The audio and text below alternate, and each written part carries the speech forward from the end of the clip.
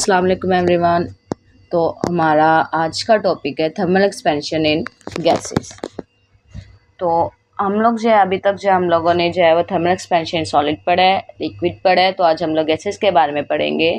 Thermal expansion in gases में सबसे पहले ये है कि हमारे पास इंक्रीज़ हो रहा है गैस का, यानी कि वॉल्यूम का इंक्रीज़ हो रहा है जैसे टेम्परेचर इंक्रीज़ हो रहा है। तो अब इसकी कुछ एग्जांपल्स है जो हम लोग डेली लाइफ में देखते हैं। सबसे पहले हमारे पास आ जाती है रूम टेम्परेचर पर। अब गैस के पार्टिकल जो हैं वो रूम टेम्परेचर पर एक ऑलरेडी हमें पता है कि वो काफ़ी ज़्यादा एक दूसरे से फार होते हैं, फार अपार्ट होते हैं। वो हमेशा जो है वो रैपिडली स्ट्रेट लाइन में मूव करते हैं। अब आपके पास जो है उनमें जब भी कंटेनर वगैरह में आप गैस को डालते हैं तो उनके पार्टिकल जो हैं वो आपस में मॉलिक्यूल्स आपस में वो कोलाइड कंटेनर की वॉल के साथ कोलाइड करना शुरू करते हैं, जिससे हमारे पास प्रेशर क्रिएट हो जाता है। अब हम लोग क्या करते हैं, अब उसमें टेम्परेचर को हम इंक्रीज़ कर देते हैं। अब टेम्परेचर इंक्रीज़ करेंगे तो हमारे पास जो पार्टिकल्स होंगे वो काइनेटिक एनर्जी को गेन करेंगे, जिसकी वजह से वो इजीली ज़्यादा तेज़ी से और फास्ट मूव करेंगे। तो वो वॉल के साथ जो है मज़ीद कोलिजन होगी, फोर्सफुल इनकी कोलिजन स्टार्ट हो जाएगी। तो वो जो है कोलाइड जो है वो ज़्यादा करना स्टार्ट हो जाएंगे। अब हमारे पास जो है वो रिज़ल्ट डिपेंड भी करता है कंटेनर के ऊपर। अगर आपका कंटेनर फ्लेक्सिबल है, लाइक बलून हो गया, पिस्टन हो गया, तो क्या होगा कि उसका वॉल्यूम इंक्रीज़ हो जाएगा लेकिन प्रेशर जो है वो कांस्टेंट स्टे करेगा। लेकिन अगर आपका वही कंटेनर रिजिड है, यानी कि सील्ड मेटल कंटेनर है, तो प्रेशर इंक्रीज़ हो जाएगा लेकिन वॉल्यूम जो होगा वो आपका वहाँ पर कांस्टेंट रहेगा। अब ये डिफरेंस याद रखिएगा। अगर आपका कंटेनर की टाइप फ्लेक्सिबल है, इट्स मीन्स आपके पास प्रेशर जो है वो कांस्टेंट है और वॉल्यूम क्या है हमारे पास इंक्रीज़ हो रहा है। अगर यही आपके पास जो है रिजिड आ जाते हैं, मेटल वगैरह आ जाते हैं, तो इसका मतलब है प्रेशर इंक्रीज़ हो रहा है, वॉल्यूम जो है वो आपके पास कांस्टेंट है। ये ऑपोजिट केस हो गए हैं दोनों, इसको अपने माइंड में रखिएगा। नेक्स्ट हमारे पास है चार्ल्स लॉ। ये फंडामेंटल प्रिंसिपल है। अब चार्ल्स लॉ क्या कहता है कि हमारे पास एक कांस्टेंट प्रेशर के ऊपर वॉल्यूम जो है वो अब उसका फिक्स्ड मास है गैस का, जो डायरेक्टली प्रोपोर्शनल है एब्सोल्यूट टेम्परेचर के। इट्स मीन्स कि आपके पास वी जो है वो हमारे पास डायरेक्टली प्रोपोर्शनल है टी के। जैसे डायरेक्टली प्रोपोर्शनल का मतलब है वी इंक्रीज़ हो रहा है, आपका टेम्परेचर इंक्रीज़ होगा, वॉल्यूम इंक्रीज़ होगा। टेम्परेचर आपका डिक्रीज़ होगा, इट्स मीन्स आपका वॉल्यूम भी क्या होगा, डिक्रीज़ होगा।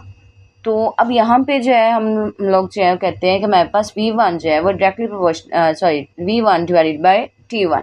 V1 क्या है, इनिशियल वॉल्यूम है। T1 क्या है, हमारे पास इनिशियल टेम्परेचर है, जो कि इक्वल है V2 divided by T2। V2 हमारे पास क्या है, ये हमारे पास फाइनल वॉल्यूम है, और T2 क्या है, फाइनल टेम्परेचर है। अब एक चीज़ याद रखिएगा, टेम्परेचर जो है वो चार्ल्स लॉ में हमेशा केल्विन में होता है, वो कभी भी सेल्सियस में जो है वो डायरेक्टली यूज़ नहीं हो रहा है। Keep that point in your mind always. Next आपके पास रियल एग्जांपल्स और एप्लीकेशंस हैं। सबसे पहले आपके पास है hot air balloon. Hot air balloon में क्या होता है कि आपके पास जो है वो एयर जो है वो हीट होने की वजह से, जैसे हम फायर बंद करते हैं, एयर जो है बलून में इनसाइड जो है वो पार्टिकल्स जो है उसके काइनेटिक एनर्जी को गेन करते हैं, जिससे एयर एक्सपेंड हो जाती है, इसमें उसका वॉल्यूम इंक्रीज़ हो जाता है। तो अब सेम नंबर ऑफ़ पार्टिकल जो है वो ज़्यादा स्पेस लेंगे तो डेंसिटी डिक्रीज़ होना स्टार्ट हो जाएगी। अब डेंसिटी जैसी डिक्रीज़ होगी तो हमारे पास एयर जो है वो लेस डेंस जो है वो लाइटर होती है देन सराउंडिंग कूल एयर के। तो बॉयंसी फोर्स जो है वो हमारे पास बलून को इजीली राइज करने में हेल्प आउट कर रही है। अब सिंपल सी बात है कि हमारे पास हीट देने से पहले जो एयर थी वो इनसाइड जो थी वो कूल थी, डेंसिटी जो थी उसकी हायर थी, बलून जो था ग्राउंड पर था। जैसे ही हमने हीट दी, हमारे पास हॉट एयर अंदर जो है वो कूल से एयर जो है वो हॉट में चेंज हो गया। जो डेंसिटी पहले हायर में थी वो डेंसिटी लोअर में होगी, और जो बलून पहले ग्राउंड पर था वो राइज करना स्टार्ट हो गया। अब यहाँ पे मैंने एक वर्ड यूज़ किया है डेंसिटी। डेंसिटी क्या है, हमारे पास ये मास बाय वॉल्यूम होता है। अब यहाँ पर देखें आपके पास जो है वो हॉट एयर जो है आपके यहाँ पे थोड़ा बहुत हेल्प आउट हो जाएगी। हॉट एयर अंदर है, कोल्ड एयर बाहर है। तो जो हॉट एयर होती है वो हमारे पास लेस डेंसर होती है देन कोल्ड एयर के। तो लेस डेंसर होने की वजह से वो इजीली क्या करता है, हमारे पास बलून ऊपर को राइज हो जाता है।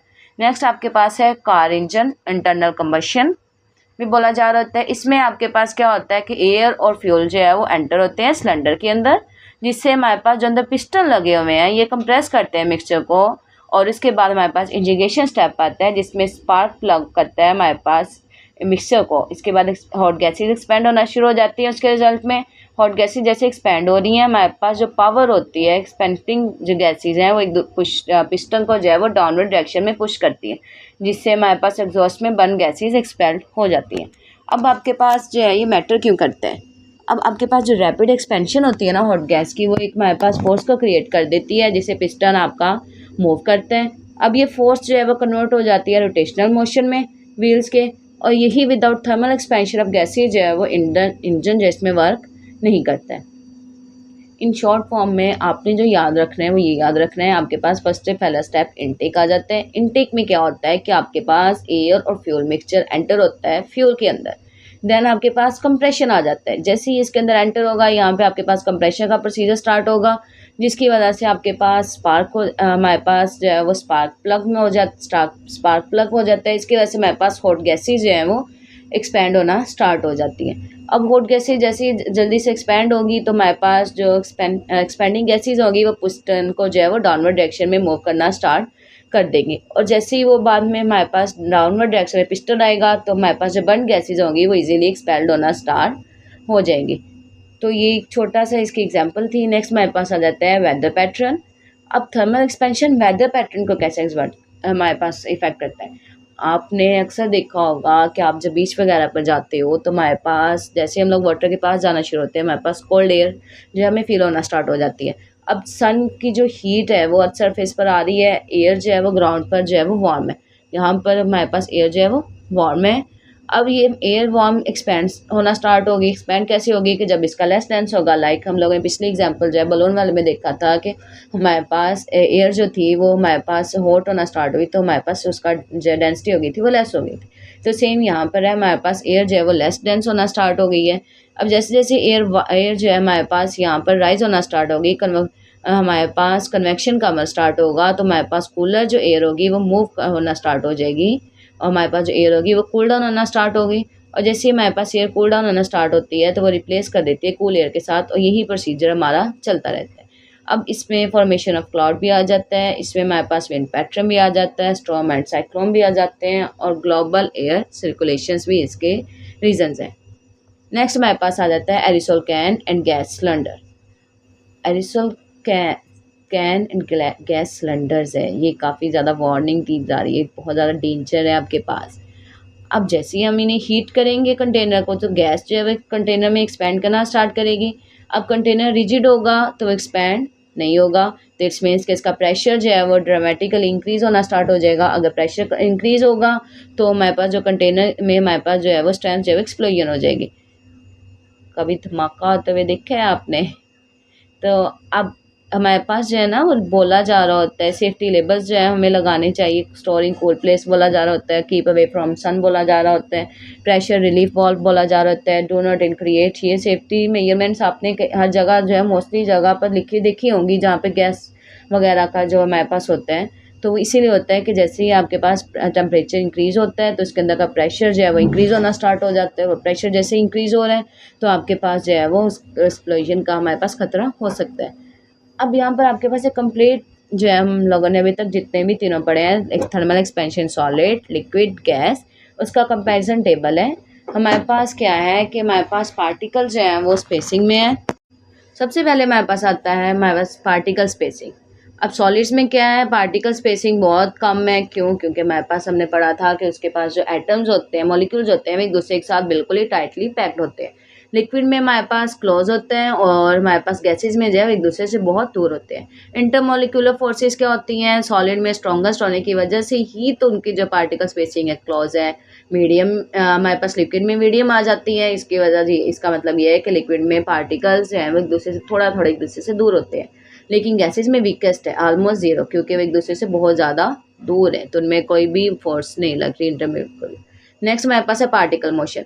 सॉलिड्स में जो है वाइब्रेट करते हैं अपनी प्लेस के ऊपर, लिक्विड में जो है वो हमारे पास स्लाइड पास्ट हो जाते हैं एक दूसरे से, और गैसेज में जो है वो रैंडम मोशन में होते हैं।